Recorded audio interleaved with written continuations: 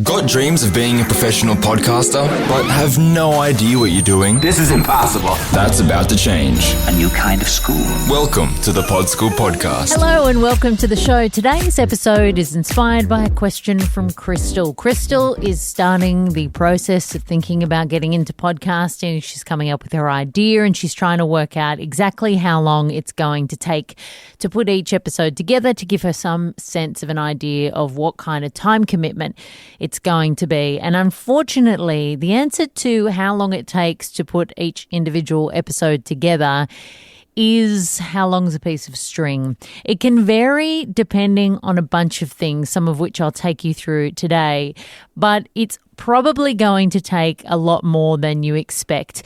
If you are thinking at this point in time that a half an hour conversation on podcast is probably going to take you just a little over that time to put together, then head for the hills. It's a fair bit more than just the length of the show, and I'll explain a bit about why. Obviously, the first thing it's going to depend on is your experience. Editing requires quite a lot of time to get good at, not only in terms of your ear and your ability to cut things up so it doesn't sound like it's cut up, but also to do things quickly. It's just the same as using sort of shortcuts on your computer. Once you've done something over and over, you'll be able to do it much quicker than you could have the first time.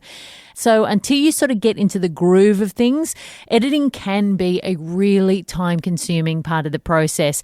Even when you are super experienced and you know exactly what you're doing, it is the easiest way to lose hours and hours of your life. If you are ever at any point in your life bored and thinking that you want time to move quicker, I encourage you to take up editing video or audio, and you will realize that you are aging at a rate that you never expected.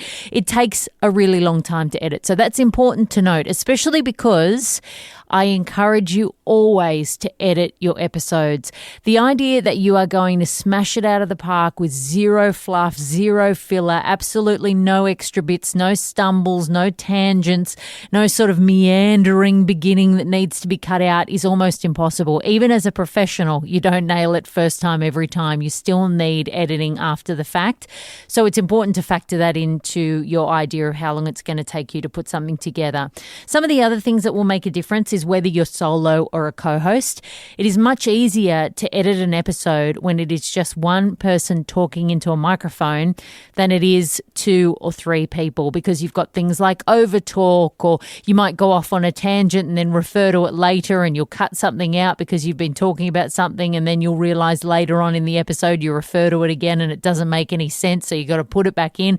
So the more people, the more complex the edit and the more time it's going to take to put together. Ditto if you have a guest. If you're doing an interview series and you're chatting with somebody, the chances of you sort of getting brilliant questions and brilliant answers that require absolutely no tweaking after the fact are pretty rare. So it's really essential that you edit a show where you're interviewing somebody. And again, that entirely depends on the vibe of the chat that you have, what kind of mood your guest is in, whether they're good at delivering succinct answers, whether you were nervous at the time and blabbered on for 15 minutes because you were sort of, shaking in your boots next to somebody. So there's all of those factors that can come in that can change it, even from episode to episode, and even if you are really experienced as well. The other thing is maybe you're doing a straight chat or you're doing segments. So what kind of production do you need after you've finished recording the episode? Are you dropping little stings in between segments? Are you sort of adding bells and whistles to your episode that means that it sounds like it's got little audio elements in there? All of that is going to take additional time. So that's going to really change what your timeline is for each episode. Just to give you an idea personally, so I have another show called You've Got to Start Somewhere. It's an interview series with media personalities about how they got into the business. And I will often take around 5 or so hours to edit those episodes. I'll do a rough cut, then I'll listen through to the audio again and do a finer cut, and I'll probably listen through a third time. Because it's an hour-long episode, it takes a long time to get through that content when you're cutting little bits and pieces as you go. And then outside of that edit, I do a lot of additional stuff like cutting up promos so that I've got stuff to share on social media. I try and prep as much of my social content as possible. I make little wave videos so that there's little videos that I can post with a bit of audio on my Instagram profile. You know, I try and do all of those things so that it can sometimes take around 10 hours to do all of the stuff, including the edit around that episode. So it can be a very time-consuming endeavor. That doesn't mean that you need to do all of those elements, but there are plenty of things outside of just recording the episode that need to be done in your show. And as I said, you can pick and choose which bits and pieces you like doing.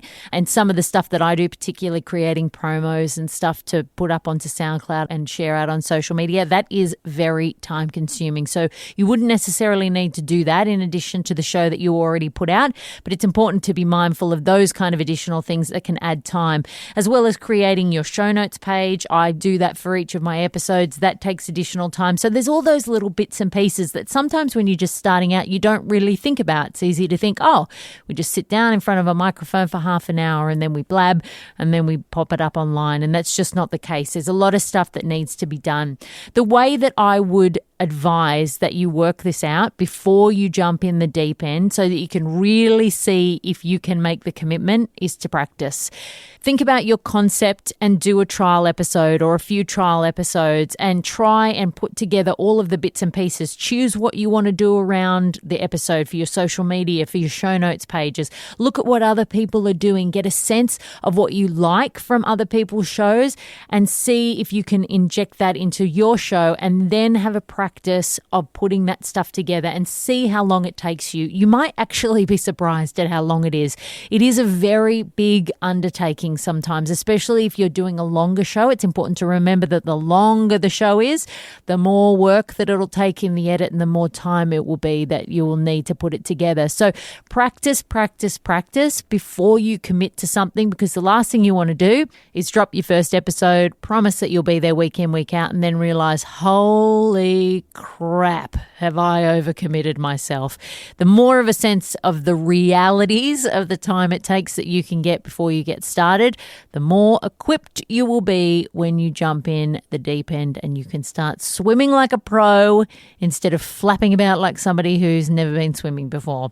I hope that's helped you get some sense of how long it takes to put an episode together and hasn't terrified you too much. Apologies, Crystal, if that's what I've done. If you've got a question, just head to podschoolpodcast.com and you can click on the contact page there. You can also find out more information about my online podcasting course, Pod School. I'll see you next week, and until then, happy podcasting. That's all for today.